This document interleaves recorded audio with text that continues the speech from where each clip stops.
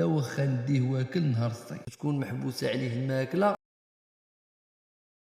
وكي دايرين ناصر، في هذا الفيديو غنجاوبوا على واحد السؤال كيسولونا عليه بزاف ديال الرما. وهذا السؤال ناصر ما هو سلوقي خاصو تكون محبوسه عليه الماكله قبل نهار اللي غيمشي يصيد ولا واخا نديه واكل نهار الصيد؟ جواب ناصر ما هو سلوقي نهار الصيد خاصو يمشي خفيف ماشي متقل بالماكل، حيت سلوقي ملي كيكون واكل بزاف كيولي ثقيل في الجري ديالو وكيولي حتى النفس صعيبه عنده. وهنا ناس الرما السلوقي ما كيعطيش اش عنده في الجري وما كيقدرش يصبر مع الرنب.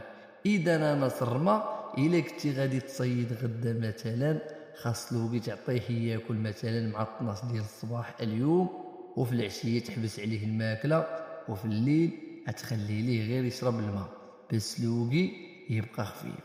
اما سلوقي الا ديتيه واكل مزيان المصيد راه ما غيفرجكش. الا ناضت ترنب من قدامه وشدات به الطريق غتقول ليه باي باي.